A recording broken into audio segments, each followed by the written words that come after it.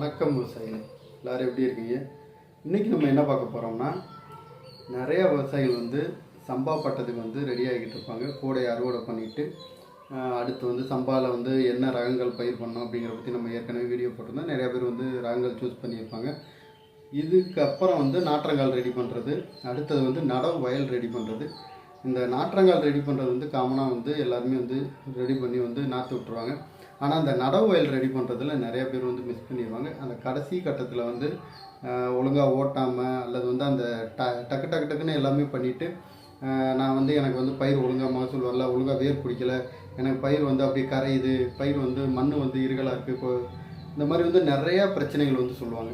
இதுக்கு நம்ம ஆரம்பத்திலே அந்த நடவு வயலை ரெடி பண்ணுறது, நடவு வயல் ரெடி பண்ணுறது தான் ரொம்ப முக்கியமானது. இதை கரெக்டாக நிறையா விவசாயிகள் பண்ணுறதில்ல. அதனாலையும் பார்த்திங்கன்னா மகசூல் குறையுமா, பயிர்கள் பாதிக்குமா அப்படின்னு கேட்டிங்கன்னா கண்டிப்பாக பயிர்கள் பாதித்தாவே மகசூல் குறையிறதுக்கான வாய்ப்புகள் நிறையா இருக்குது. அதை பற்றி தான் பார்க்க போகிறோம். நடவு வயலை ஆரம்பத்தில் எப்படி ரெடி பண்ணுறது, ஒரு பயிர் பண்ணோன்னே அடுத்த பயிருக்கு எப்படி அந்த வயலை ரெடி பண்ணுறது அப்படிங்கிற பற்றி தான் பார்க்க போகிறோம். வீடியோவை ஸ்கிப் பண்ணாமல் கடைசி வரையும் பாருங்கள். நம்ம விவசாய பொக்கிஷம் சேனலை சப்ஸ்கிரைப் பண்ணிக்கோங்க, பக்கத்தில் இருக்க பெல் ஐக்கானை கிளிக் பண்ணிக்கோங்க.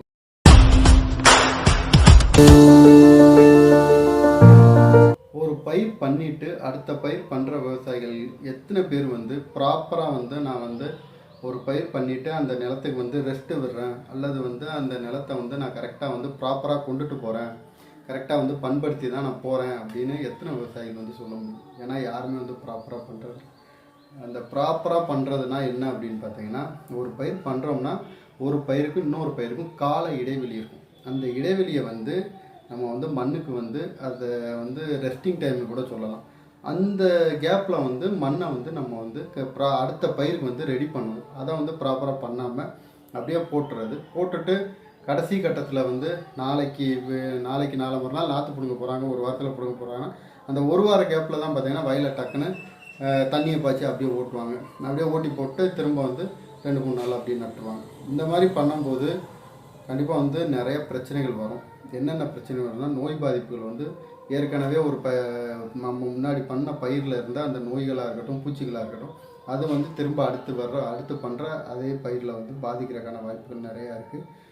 அடுத்தது மண் காற்றோட்டம் இல்லாமல் இருகலாகவே அப்படியே கிடந்திருக்கும். சத்துக்கள் எல்லாமே அப்படியே சிதைவடையாமல் அப்படியே கிடந்திருக்கும். இந்த மாதிரி நிறையா பிரச்சனைகள்லாம் மண்ணுக்குள்ளே அப்படியே தான் இருக்கும். நீங்கள் ஓட்டி உடனே போடுறதுல இது பெரும்பாலும் பாதிப்பாகவும் மாறலாம்.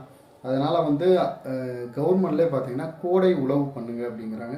கோடை உழவுனா வெயில் டயத்தில் கோடை காலங்களில் பண்ணுறது மட்டும் கோடை உழவு இல்லை. நீங்கள் ஒரு பயிர் பண்ணிட்டீங்கன்னா ஒரு பயிர் பண்ணோன்னே அடுத்து மண்ணை பண்படுத்தணும், அடுத்த பயிருக்கு அதை ரெடி பண்ணணும். அதுவும் கோடை உழவு தான். அது என்ன பண்ணுறது அப்படின்னு பார்த்தீங்கன்னா, இப்போ ஒரு பயிர் பண்ணுறீங்க, இப்போ குருவை அறுவடை பண்ணிட்டீங்க அல்லது சம்பா அறுவடை பண்ணிட்டீங்க. இந்த கேப்பில் அடுத்து நீங்கள் எப்படியும் 1 மாதம் 2 மாதம் கழிச்சு தான் அடுத்த பயிர் பண்ணுவீங்க. அந்த கேப்பில் நிலத்தை ரெடி பண்ணணும். அது என்ன பண்ணணும் அப்படின்னு பார்த்தீங்கன்னா, இந்த ஒரு பயிர் பண்ணிட்டீங்கன்னாவே நிலத்தை தண்ணி இல்லாமல் ஒரு புழுதி எடுக்கிற மாதிரி கிடக்கிற போது நிலத்தை ஓட்டணும். கிழக்கு மேற்கில் ஒரு ஓட்டும், தெற்கு வடக்கில் ஒரு ஓட்டும். அந்த மாதிரி ஓட்டு நல்லா மண்ணை புழுப்பாக்கி போடணும்.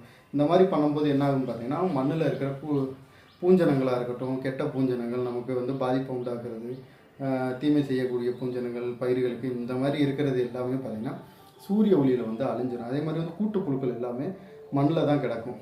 அது நீங்கள் ஓட்டி போடும்போது இந்த பறவைகள் எல்லாமே அந்த கூட்டுப்புழுக்களை பொறுக்கி சாப்பிட்ரும். அந்த மாதிரி பண்ணும்போது நம்ம பூச்சி புழுக்களோட பாதிப்புகளும் குறையும். இது ரொம்ப முக்கியமானது. அதுக்கப்புறம் நிறையா விவசாயிகள் அடுத்து பண்ணுறது என்னன்னு பார்த்தீங்கன்னா, சனப்பை தக்கா விதைக்கிறதுல நிறையா மிஸ்டேக் பண்ணுறாங்க. அது என்ன பண்ணுறாங்கன்னா, உடனே ஓட்டி உடனே விதைச்சிட்றாங்க.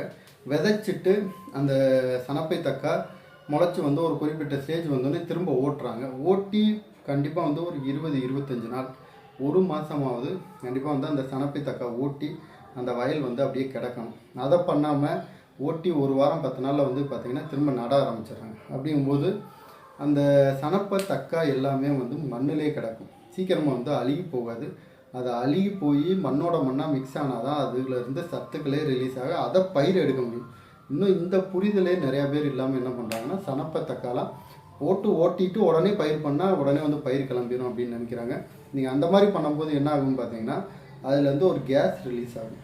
அது ஃபெர்மெண்டேஷன் ஆகும். அதாவது நொதிக்க ஆரம்பிக்கும். நம்ம தண்ணியோடு வைக்கிறதுனால அதை மக்கி போக ஆரம்பிக்கும் போது வந்து அதோட கெட்டது நல்லது எல்லாமே ரிலீஸ் ஆகும். அதில் கெட்டது இருந்துச்சுன்னா அது வந்து பயிரை பாதிக்க ஆரம்பிக்கும். அந்த கேஸ் எல்லாம் ரிலீஸ் ஆகும்போது அந்த மாதிரி பாதிக்கும் போது பார்த்திங்கன்னா சனப்பத்தக்கா விதைச்ச வயல்களில் நிறையா வயல்கள் வந்து பயிர் வேர் பிடிக்காமல் கரைய ஆரம்பிக்கும்.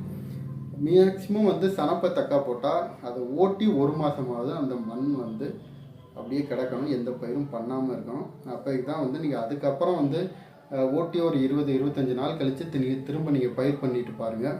அந்த பயிர் வந்து அவ்வளோ அருமையாக வரும். அந்த சத்துக்கள் எல்லாமே சனப்பத்தக்கால இருக்க சத்துக்கள் எல்லாமே நல்லா கிடைக்கும் அருமையாக. இல்லை ஒரு சில வயல்களெல்லாம் போட்டுட்டு உடனே வந்து வயலை ஓட்டிட்டு சனப்பத்தக்காய் விதைச்சிட்டு அது ஓட்டின உடனே 1 வாரம் 10 நாளில் நடுவாங்க.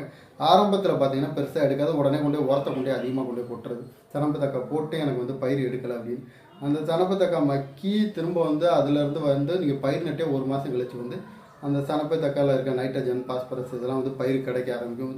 இன்னும் ஊக்கமாக பயிர்கள் வர ஆரம்பிக்கும். அப்படிங்கும்போது பயிர்கள் சாயறதுக்கான வாய்ப்புகள் நிறையா இருக்குது. ரொம்ப கணேஷ் கொடுத்தோடனே பூச்சி புழுக்களோட பாதிப்புகள் நிறையா வரும்.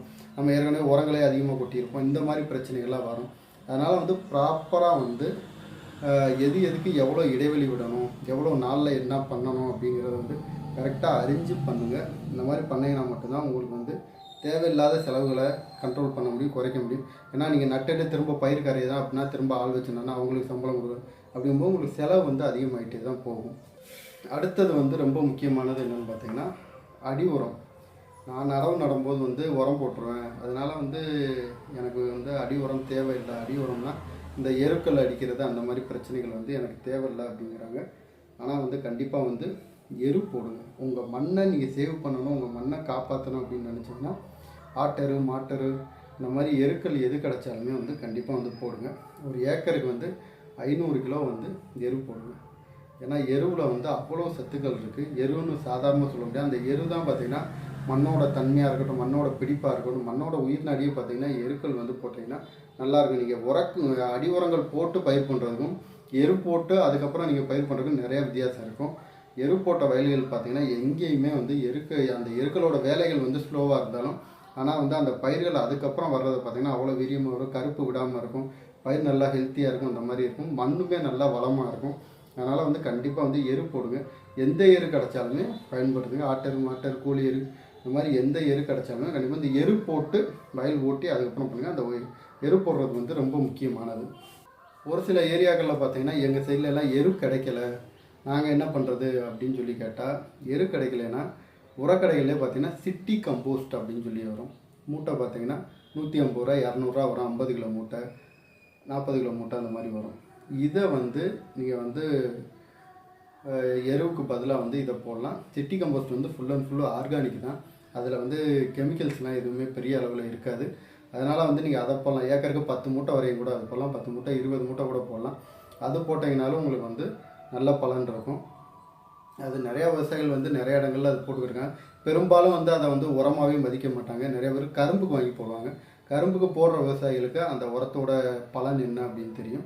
அதனால் வந்து சிட்டி கம்போஸ்ட் கிடச்சிச்சின்னா அதை வாங்கி போடுங்க. அதில் எரு மாதிரியே வந்து இந்த முதல் உழவு பண்ணுவீங்களா, கோடை உழவு பண்ணிவிட்டு அடுத்து பயிர் பண்ணுறதுக்கு முன்னாடி ஒரு உழவு பண்ணுவீங்களா, அந்த உழவில் போட்டு கூட ஃபுல்லாக வந்து வயல் ஃபுல்லாக போட்டுட்டு ஓட்டிட்டு கூட நீங்கள் பயிர் பண்ணலாம். அந்த மாதிரி பண்ணும்போது வந்து நல்ல ரிசல்ட் இருக்குது. இதுவும் வந்து ஃபுல் அண்ட் ஃபுல் வந்து ஆர்கானிக் மாதிரி தான். அதனால் வந்து பயிருக்கும் மண்ணுக்கும் பெரிய அளவில் வந்து பாதிப்பு உண்டாது. எரு கிடைக்காதவங்களுக்கு வந்து கண்டிப்பாக வந்து இந்த சிட்டி கம்போஸ்ட் வந்து தாராளமாக பயன்படுத்துங்க. அது நல்ல ரிசல்ட் இருக்குது. அடுத்தது வந்து உழவு பண்ணுறதுக்கு என்னென்ன முறைகள், அதாவது வந்து முதல்ல வந்து ஒரு பயிர் பண்ணிட்டீங்க, அறுவடை பண்ணிவிட்டு அடுத்த பயிருக்கு இடைவெளி இருக்கும்போது வந்து முதல்ல வந்து என்ன பண்ணணும்னா கலப்பை போட்டு வந்து கண்டிப்பாக உழவு பண்ணுங்க கிழக்கு மேற்கில். அதுக்கப்புறம் வந்து எரு அல்லது சிட்டி கம்போஸ்ட் போடுங்க. சிட்டி கம்போஸ்ட் போட்டு இந்த கோடை உழவு பண்ணுறீங்கல்ல, கோடை உழவு பண்ணி அந்த கலப்பை போட்டு உழுதுட்டு கிழக்கு மேற்கு தெற்கு வர்க்கில் உழுதுட்டு மினிமம் வந்து 1 வாரம் 10 நாள் அப்படியே நிலத்தை அப்படியே போட்டுருங்க. இந்த 1 வாரம் 10 நாள் போடும்போது பார்த்திங்கன்னா அதில் இருக்க பூஞ்சனங்கள் எல்லாமே அழிஞ்சிடும். கூட்டுப்புழுக்கள் எதாவது இருந்தாலும் வெயிலில் பட்டாலும் செத்துரும். பூச்சி புழுக்கள் பிடிச்சி சாப்பிட்டு இந்த மாதிரி கண்ட்ரோல் ஆகிடும். அதுக்கப்புறம் வந்து 10 நாள் கழித்து வந்து எரு கிடச்சிச்சின்னா எரு ஒரு ஏக்கருக்கு வந்து 500 கிலோ அல்லது வந்து சிட்டி கம்போஸ்ட் கிடச்சிதுன்னா ஒரு ஏக்கருக்கு வந்து 10 மூட்டை 10லேருந்து 15 மூட்டை 20 மூட்டை வரை கூட போடலாம். இது ரெண்டில் ஏதாவது ஒன்று போட்டுட்டு திரும்ப ரொட்டேட்டர் வச்சு அடிங்க. ரொட்டேட்டர் வச்சு ஒரு டைம் மட்டும் ஓட்டிட்டு அப்படியே விட்டுருங்க. இது நம்ம எதுக்கு பண்ணுறோம் அப்படின்னு பார்த்தீங்கன்னா அந்த அந்த எருக்கள் போடுற வந்து மண்ணோட மிக்ஸ் ஆகும். மண்ணோட மிக்ஸ் ஆகும்போது அந்த கார்பன் எல்லாமே பார்த்திங்கன்னா மண்ணோட மிக்ஸ் ஆகி நல்லா மண்ணோட வளத்தை வந்து மேம்படுத்தும். மண்ணுக்கு வந்து காற்றோட்டம் கொடுக்கறது, நீர் பிடிப்பு தன்மை அதிகமாக்குறது, இது வந்து எருனால தான் வந்து நல்லா கிடைக்கும். அதனால தான் வந்து எரு போட்டு ஒரு ஓட்டிட்டு அப்படியே விட்டுருங்க. இதுக்கப்புறம் இங்கே சனப்பை தக்கா விதைக்கிறதுனால விதைக்கலாம். நல்லது வந்து இந்த இதுலேயே வந்து எரு போட்டதுக்கப்புறம் நீங்கள் அதுக்கப்புறம் வந்து தாராளமாக வந்து ஒரு 15-20 நாள் கழிச்சு தாராளமாக பயிர் பண்ணலாம். அதை வந்து நடவு நல்லா விதை புதைக்கலாம், எது வேணாலும் பண்ணலாம். இதுக்கு வந்து உங்கள் மண் வந்து சூட்டபுளாக ஆகிடும். இதை நிறையா பேர் பண்ணாமல் டக்குன்னு ஓட்டி டக்குன்னு நடுறது, இந்த மாதிரி நிறையா பண்ணுறதுனால ஒரு சில மண்கள் வந்து ஒரு போகம் வந்துடும், 2 போகம் வந்துடும். அதுக்கப்புறம் பார்த்திங்கன்னா உட்கார ஆரம்பிக்கும். இந்த மாதிரி நிறையா பிரச்சனைகள் வரும். இந்த மாதிரி ப்ராப்பராக பண்ணி பாருங்கள், உங்களுக்கு இந்த பிரச்சனைகள் எதுவுமே வராது. இந்த கலர் நிலம், ஒவ்வொரு நிலம் இந்த மாதிரி இருக்கிறவங்களாம் கண்டிப்பாக வந்து எரு பயன்படுத்துங்க. எருவினால தான் வந்து அந்த மண்களை வந்து கொஞ்சம் கொஞ்சமாக மாற்ற முடியும். சரி விவசாயிகளே, நான் சொன்ன தகவல் உங்களுக்கு பயனுள்ளதாக இருக்கும்னு நம்புகிறேன். நம்ம விவசாய பொக்கிஷம் சேனலை சப்ஸ்கிரைப் பண்ணிக்கோங்க, பக்கத்தில் இருக்க பெல் ஐக்கானை கிளிக் பண்ணிக்கோங்க. நன்றி விவசாயிகளே, வாழ்க தமிழ்.